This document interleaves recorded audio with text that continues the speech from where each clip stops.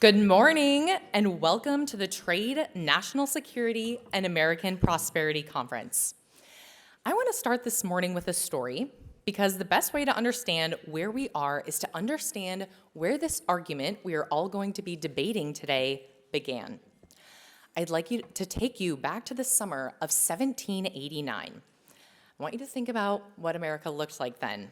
The country was just 11 weeks old. George Washington had just taken office, and the ink on the Constitution was barely dry. There was a real sense of excitement in the air about what this new nation might become. But beneath that optimism was a much harsher reality. The treasury was empty, and the national debt inherited from the Revolution was massive. In fact, several of the founding fathers privately wondered whether the Republic would survive its first decade. Into this moment stepped James Madison, just 38 years old, facing two tasks at once that would have broken most men. The first task was to constrain the very government he was helping to build. Madison had studied enough history to know what centralized power could do to a free people, and he was determined to put limits on it before that power found its footing.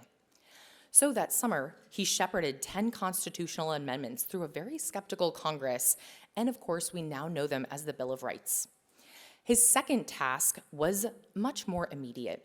The government had to pay its bills, and the new nation needed revenue on a scale that had never been seen before. The answer was a tax, a tariff, if you will, on goods coming into American ports. This was practical, available, and it worked, at least at first. Within weeks, the revenue bill became an absolute battlefield. Northern manufacturers demanded protection from British competition, merchants wanted open ports, and underneath it all, a bigger question was forming. What does it mean for a government built on individual liberty to intervene in commerce? And whose freedom exactly was being protected? The Tariff Act of 1789 eventually passed as a tangle of compromises that pretty much satisfied nobody. But that argument simply moved on. In the post-war era, the United States made a generational bet on open markets and build the institutions to support them. And for decades, that bet paid off. Lower prices, stronger growth, and a Washington consensus so entrenched that questioning it felt almost unthinkable. But that leads us to today. The consensus has led or carried the seeds of its own destruction, and the communities that bore the costs of deindustrialization were told that gains would follow. But for many communities, they never did. And wars and pandemics showed us how fragile some of our supply chains really are. The Washington consensus that previously held across both sides of the aisle is now gone, and what replaces it has not yet been settled. What Madison's Congress was fighting about in 1789 is essentially what we are still fighting about today. The underlying tension between, on one hand, the economic freedom that makes markets work, and on the other hand, the strategic caution that makes nations secure. This tension has proven stubbornly, almost defiantly permanent. This is a debate that resists easy resolution and one that demands rigorous, honest engagement. And that is the work that we have before us today. Before I go any further, let me acknowledge the organization that made today possible. Stand Together Trust is our presenting sponsor, and their support is what put every speaker, panelist, and every one of you in this room. They believe that the best policy conversations happen when people who disagree are willing to reason together, which is what we are hopefully going to be doing today. And today is an expression of that belief. We are very grateful to them, and I ask you to join me in acknowledging Stand Together Trust.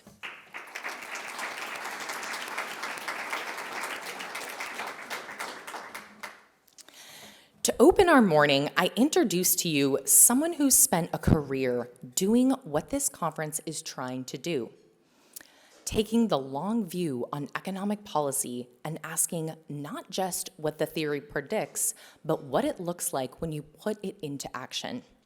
She chairs the board of the Calvin Coolidge Presidential Foundation and is the winner of the Hayek Prize, the Frederick Bastiat Prize, the William F. Buckley Prize, and the Bradley Prize. Her work includes 6 books, 4 of which are New York Times bestsellers. Among them are The Forgotten Man, A New History of the Great Depression, and The Greedy Hand, Why Taxes Drive Americans Crazy. They have become essential reading for anyone who wants to understand not just what economic policy promises, but what it delivers, and who pays the price when it falls short. Please join me in welcoming Amity Shlaes.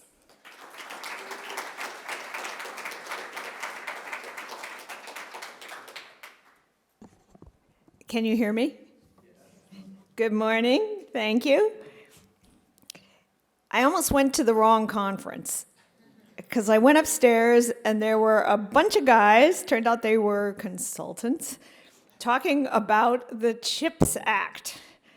And I said to myself, aha, once again, I have stumbled into the military technological complex, which is taking over Washington. And then I thought I better go and fight downstairs. And here I am, because this new energy, the kind I encountered in the Mayflower in another room, is really the shift in our national collective brain from, say, more rapid, the accelerating shift, and especially rapidly in the past 6 weeks, a shift in the collective brain. Say early January 1, 2, we were worried about Zoran Mamdani, the new mayor of New York. Then it was anxiety about Venezuela that held the headlines, and now we are in the Straits of Hormuz. And to descend to pop psychology for a moment, our fear brain has taken over nationally. It's a kind of amygdala hijack, they say. Fear floods the national body, and we think about defending. America may or may not want war, but everyone feels all of a sudden we must ready ourselves for war, and the natural response is to continue building out a kind of national fortress, right? That means drawing further big plans in isolation, so we are ready to strike or defend. We tighten our locks, we pull down the shutters, we pull up the drawbridge. But what if building out an already rather substantial fortress isn't the best way to prepare, even for war? Prepare for prosperity or prepare for war?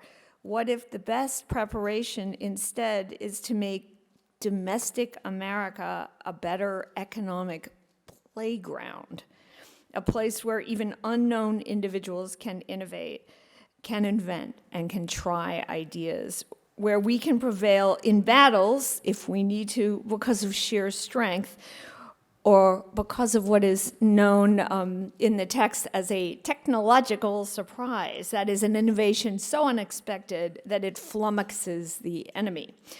Back in 2014, I think, when the war between Ukraine and Russia broke out, no one expected that the use of Starlink to block Russian drones would matter so much for Ukraine.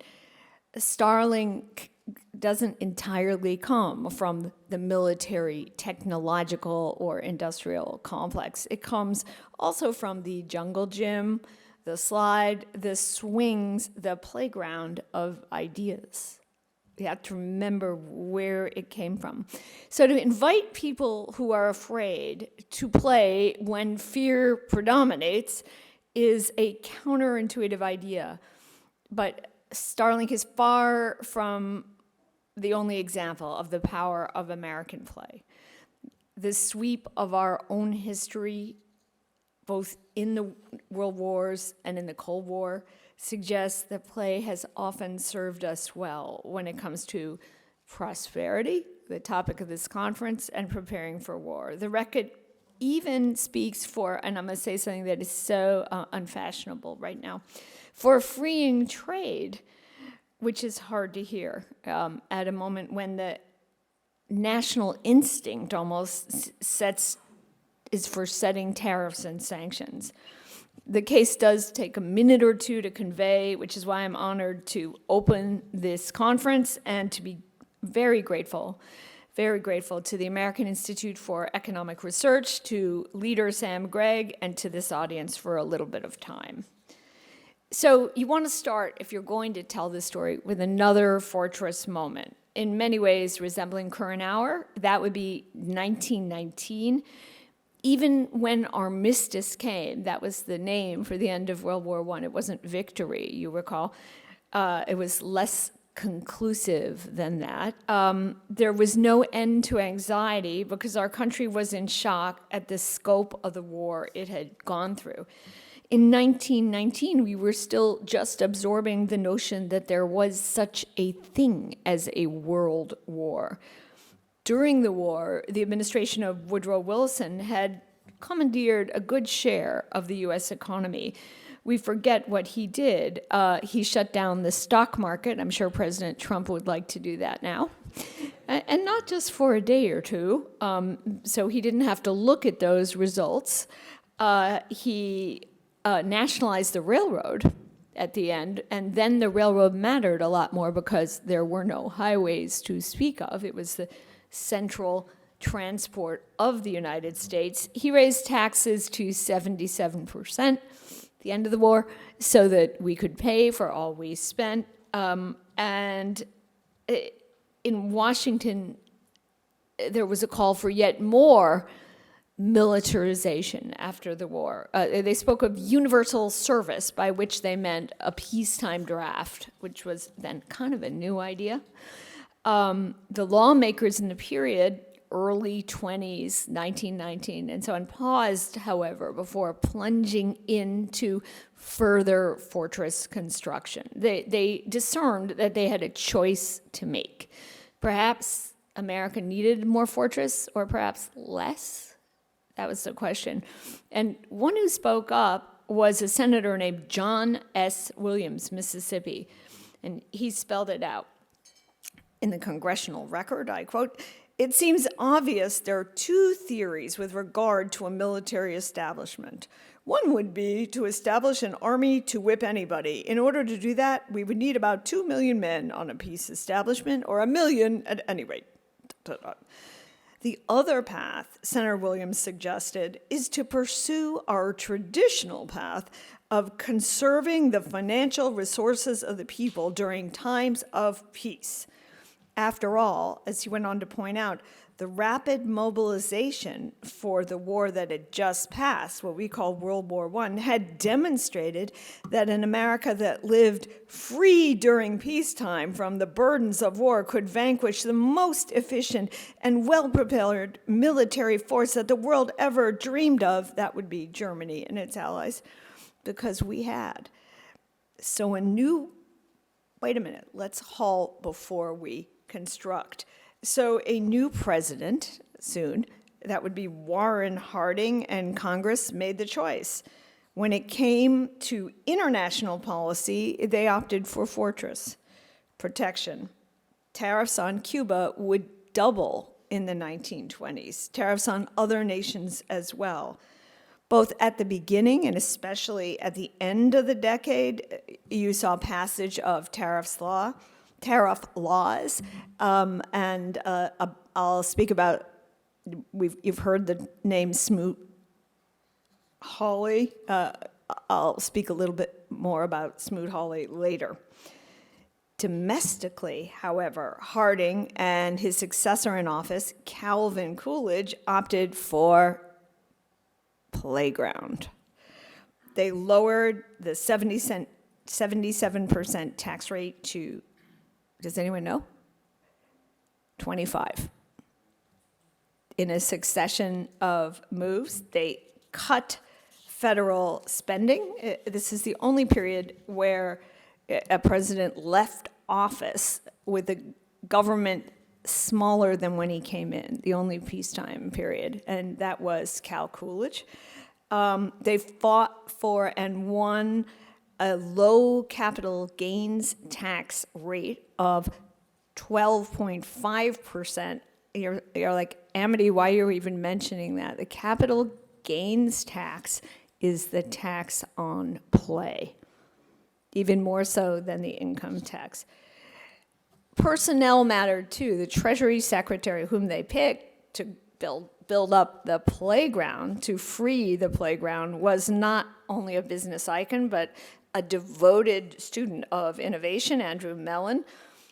Mellon had even before, I think before he became Treasury Secretary, had come up with a cool idea, a research factory, as Time Magazine described it, rather than simply devote oneself to pure science, which was the tradition. His Mellon Institute in Pittsburgh, what became Carnegie Mellon, conducted what we now call applied research. Companies that needed an invention, whether a new drug for tuberculosis or a smoke abatement tool, would contract with Mellon's Institute to come up with the missing product, the missing idea and product. Often the inventors under contract failed, but often enough they satisfied the counterparty. And by 1937, that research factory yielded 669 patents.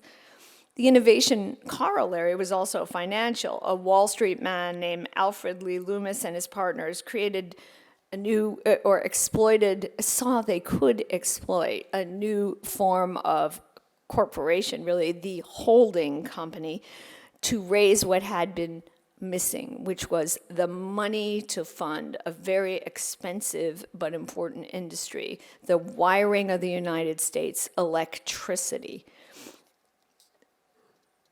The speed of the innovation matters for our stories. The 20s were years like the 90s when an engineer with an idea had a reasonable hope he could bring it to market.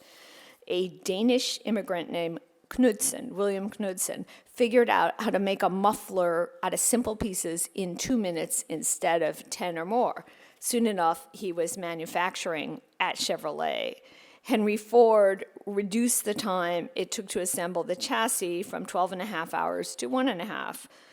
Ford had long envisioned a cheap auto that could achieve speeds that would thrill Americans.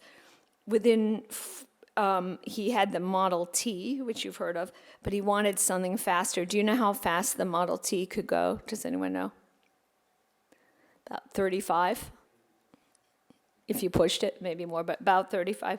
He envisioned something that would be a real leap or jolt forward. The Model A in 27, 28, the Model A came to market. It could go 50.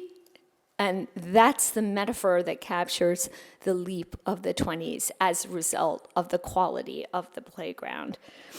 In the same decade, the patent rate, another metric of hope, exploded. These businesses were important to us. They were also important to Europe, with which we traded, tariffs notwithstanding. They helped stabilize Europe, which bought our product. Even the Soviet Union actually bought 2 American tanks, Christie's, and studied them. Ford, as you probably know, signed a giant contract to build cars in the Soviet Union in Nizhny Novgorod. So when the Depression hit in 29, federal coffers were suddenly empty, and the next president, Herbert Hoover, turned to tariffs, very high tariffs indeed. The Smoot-Hawley tariff of 1930 did something you've all heard of. It contributed to the Great Depression, but it did something that you have perhaps not so much considered. It destabilized the stabilizing Europe.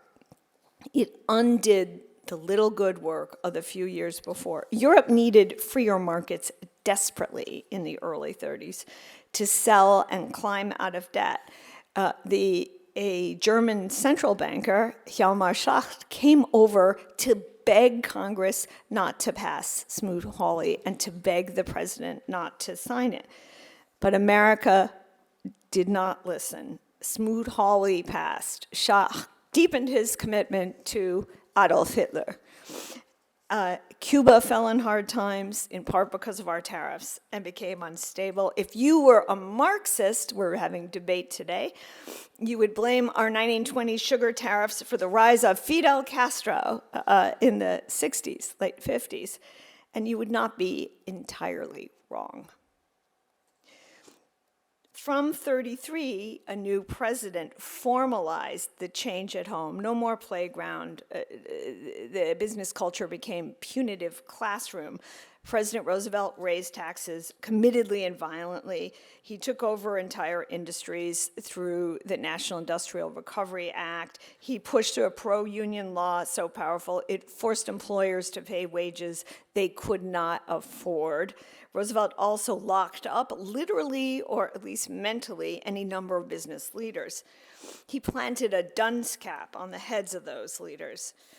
Not always, but often enough, he supported committees such as the Nye Committee to grill executives in Washington. There's nothing that makes you not want to work in business more than the prospect of having to appear at a hearing, right? He accused them of profiteering in World War I.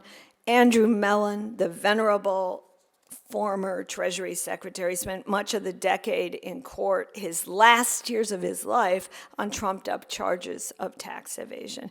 Alfred Lee Loomis, the Wall Street innovator I mentioned, who worked on the holding company and helped to electrify America, chose to go on strike, like play John Galt, and retreated to tinkering with ideas like what would become radar in his mansion in Tuxedo Park, New York. 34, 35, 36, business is still hiding. I wouldn't say business was dead. It was sleeping. It was hibernating. It was standing in the darkest corner. The patents got weaker. Net domestic private investment, which is a key number for economics, it's another index of hope, went negative, which is very rare. This caused the belligerents in Europe, the angry, to rate America so weak they reckoned we wouldn't fight World War II. That was their error. For rough as the New Deal was, it didn't kill the great bank of knowledge we'd accumulated or the hope of innovators who were waiting troubles out. After France fell, Roosevelt found himself more concerned with foreign wars than with playing economic schoolmaster. And by 1940, the White House dropped its legislation and lawsuits against business. Suddenly, the dunces, the kids hiding in the corner, were being invited to Washington and receiving invitations to sign fat contracts to help arm our allies and then us. They came out of hibernation, and they began to build. I recommend here Arthur Herman's book, Freedom's Forge, to anyone who has not read it. He chronicles this in detail, but Knudsen of General Motors and went to work for our side, building, and so did eventually Henry Ford, who permitted, I think I lost you. Yeah. Woo.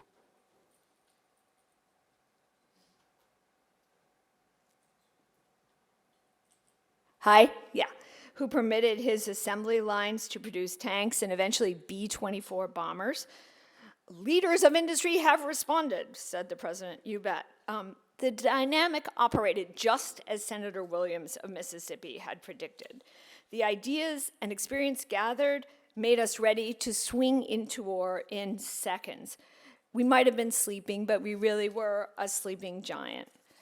In the very first moment, we looked like idiots at Pearl Harbor, for example. We didn't have what we needed in the very first moment. There were no tanks. The Army used good humor ice cream trucks to stand in as decoy tanks in their exercises. That's all they had. But America morphed into an unstoppable war engine practically overnight. Many technological surprises contributed, to use that phrase, to technological surprise to the eventual Allied victory, the code-breaking ability of mathematicians at Bletchley, the atom bomb, and radar. And yes, some of that knowledge came from Alfred Lee Loomis of Tuxedo Park. In Europe, at least, there wasn't early on a technological surprise victory, but there was a productivity surprise that strengthened it strengthened Russia, which was our side, maybe strengthened Germany too. that came straight out of the American playground. The tanks built by the American-taught Soviet Union mattered. Early on, after studying those Christie tanks, Stalin's engineers and generals went on and developed the T-34. That was their innovation. And with their financial willingness to devote resources to the tank production of the Soviet Union was stunning. Without Henry Ford's initial factories, it couldn't have happened. The volume of the tanks that came from those Ford train factories also stunned. How do we know this? We know this because there is one tape of Adolf Hitler speaking off the record about tanks. I think it's the only off-the-record tape existing of Adolf Hitler. He was talking, you can look it up on YouTube, he was talking to the Finnish Defense Forces commander-in-chief, whose name was Mannerheim, and Hitler said, "We didn't know ourselves how heavily, massively this state was armed." He was talking about Soviet Russia. And Hitler goes on, "If anybody had told me that one state can line up 35,000 tanks, if one of my generals had said that in my Nazi regime, I would have said, 'You have gone mad.'" I think it's the only moment on record where Hitler actually sounds like a normal person. And it's spooky for just that reason. Over in Asia, a technological surprise was the Battle of Midway. The Japanese might have beat us on the radar, but Japan's authority and economy, both fortress, showed scant interest in a professor who was working on antennae for long-wave airborne searches. His name was Hidetsugu Yagi. The Japanese military woke up only when they captured a British searchlight control apparatus, actually in Singapore, and discovered Britain was using a Yagi antenna. The idea had gone over, in fact, to freedom's side. The power of policy, and I'm going to keep this briefer so we get to the conclusion, that permits play also shows up in more recent conflicts. I'll just go straight to the Cold War and say, in the late 50s and early 60s, consensus held that the Soviet Union might outgrow the United States. Some of us actually remember the books that said that, and that is what they said, at least at Harvard. Soviet Union will outgrow the United States. But what happened? Well, in Western Europe, freer trade changed the picture. Having learned the lesson of the damage of interwar protectionism before World War II, now after World War II, our leaders, and here I sound precisely like the Washington Consensus, how unpopular, but I'm still going to say it because it's true.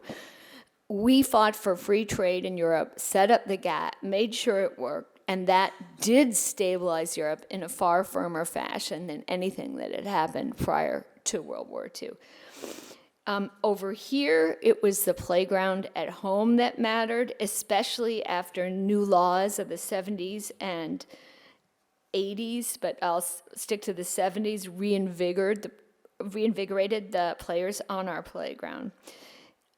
The first such law, really obscure, which is why I want to mention it, was the 1978 Steiger Amendment, which was a dramatic cut in the capital gains rate. You recall I mentioned that rate was 12.5 in the 20s. Steiger managed to have the rate down to 25, which is still, as business would say, tolerable.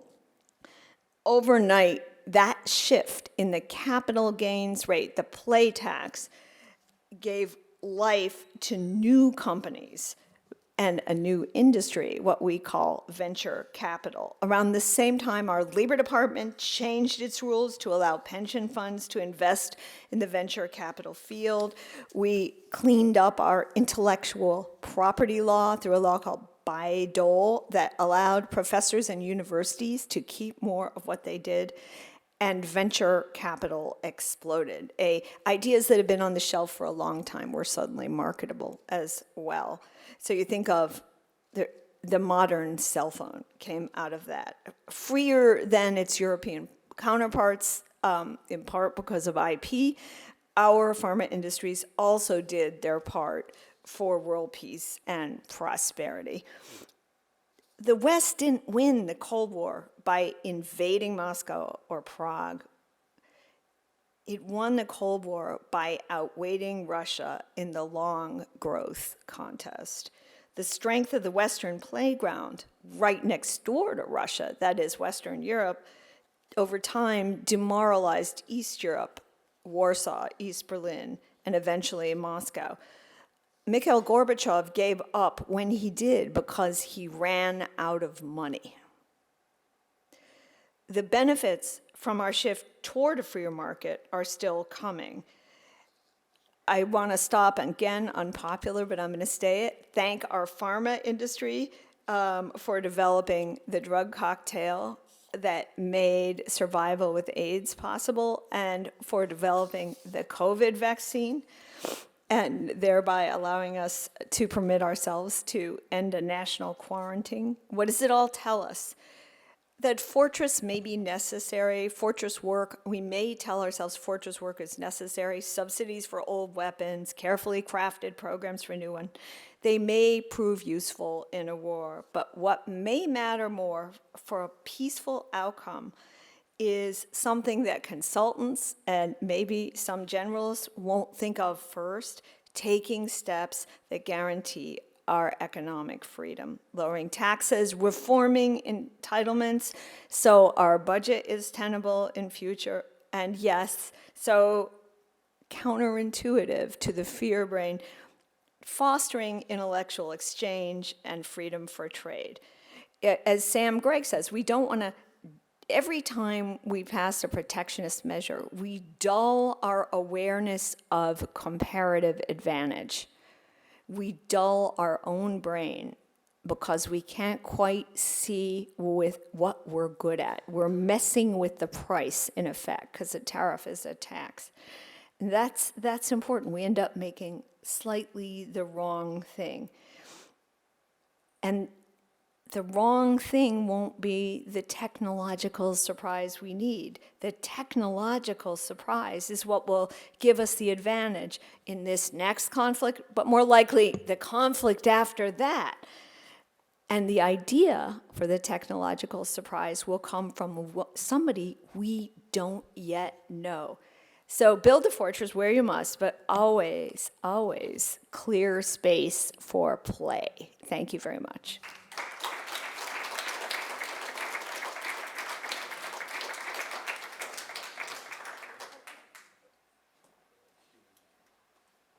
Thank you, Amity. That was a lovely presentation.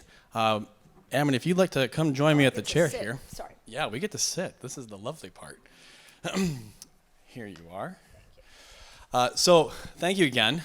For those of you in the audience, we are using Slido.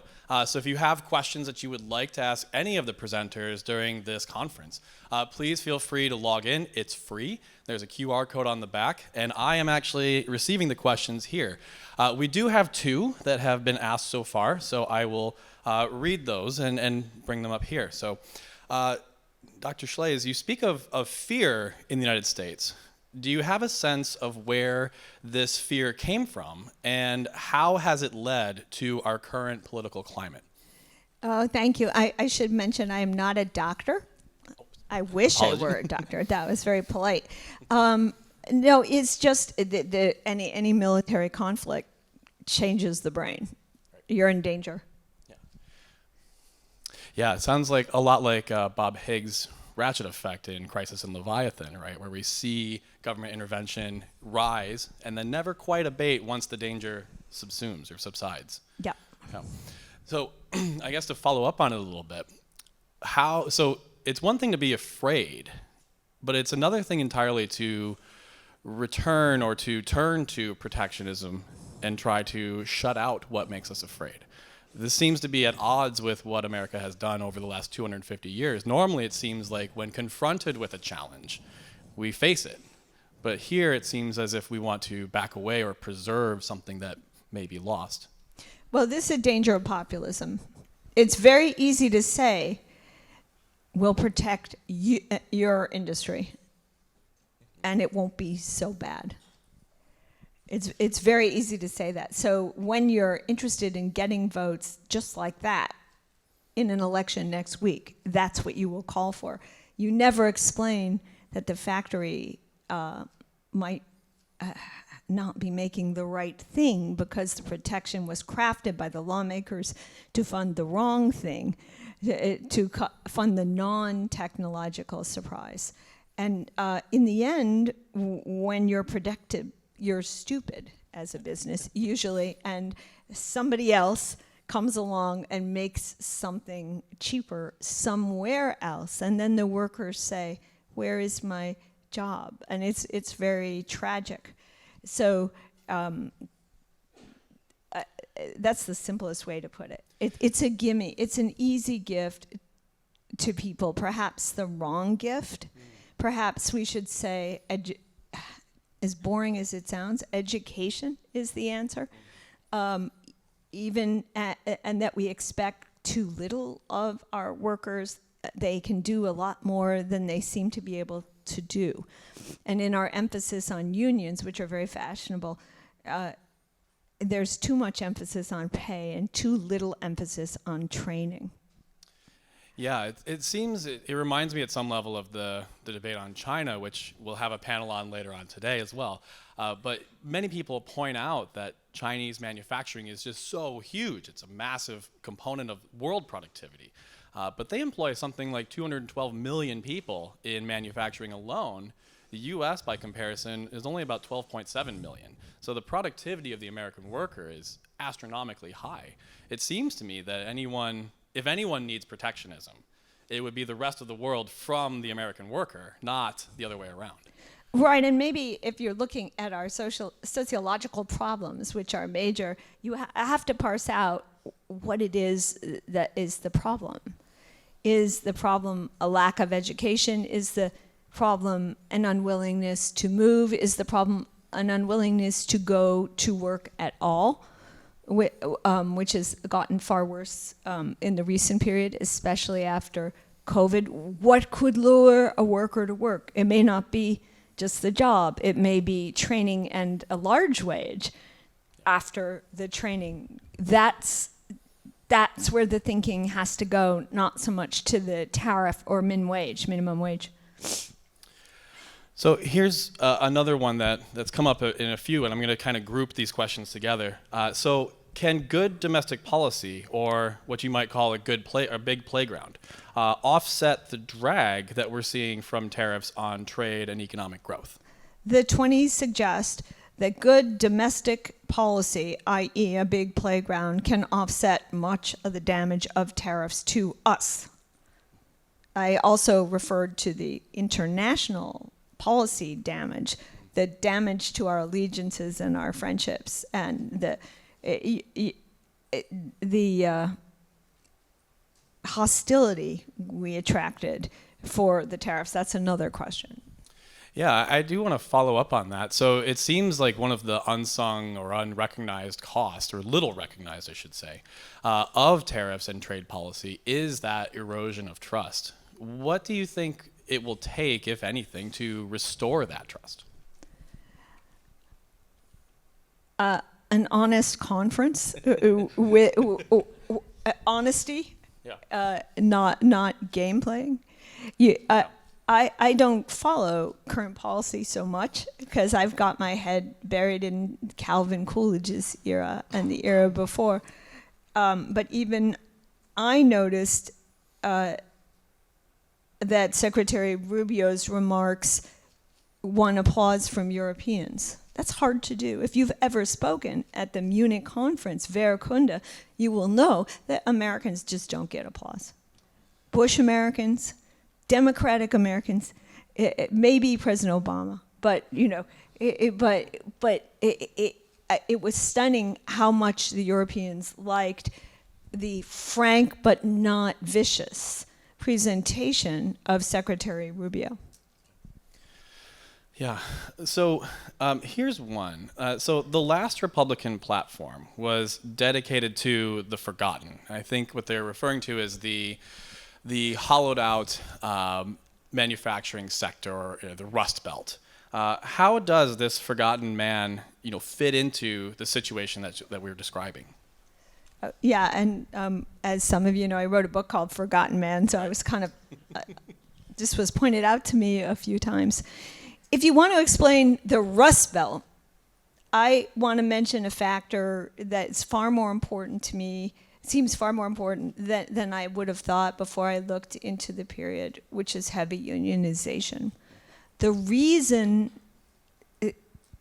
we lost the Midwest, I won't say the reason, a very important reason we lost the Midwest is heavy unionization. The jobs just became too expensive. And the automakers colluded in that because they, maybe when sometimes they had protection.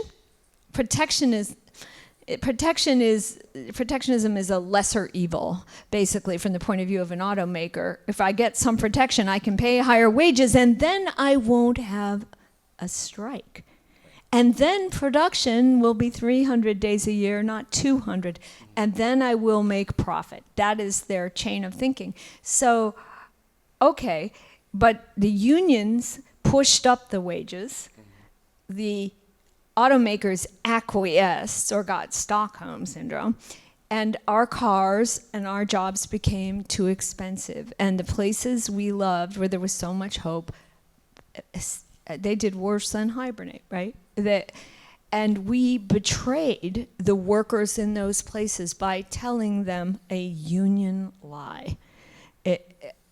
That's what I learned when I looked particularly at the Taft-Hartley Act, which is what made right to work possible and easier for companies to migrate from one state to another. The migration was so tremendous, and the people in the Midwest just didn't recognize it until it was too late. I speak as someone from the Midwest. Yeah. So you raise clear? That's a great point. So you raise a great point. So my grandfather was a steel worker in Bay City, Michigan. My father was in the automotive industry in Detroit his entire life. What's interesting to me is if you look at the city of Detroit from 1950 to today, it's just collapsed. In 1950, it was one of the greatest cities on earth by every metric. Compare that to Pittsburgh, and the same thing. You saw 1950s Pittsburgh was amazing. 2026 Pittsburgh is also amazing, despite the heavy industrialization or heavy concentration of industry. So what it sounds like to me is that industrial policy of the past is what has led to a lot of the declines we're seeing in the Rust Belt today. I think so. Pittsburgh has more knowledge, and that's been important. Knowledge cities do better. But, you know, what you're really getting at, we only have 9 seconds, so I'll get, what you're really getting at is the argument that comes up so often, and you may hear it again today in our argument discussions, is that why can't we just go back to the 50s? Why can't we? They say Republicans want to go back to the 50s so they can live there, and Democrats want to go back to the 50s so they can work there, because workers in Detroit were among the best paid in the nation, and they had their own homes and their own car. But at that time, we had no or very scant economic competition. And going back to that is not possible, even with the strongest of protectionist regimes. All right, well, that is all the time we have for questions for this one. Please join me again in thanking Ms. Amity Shlaes.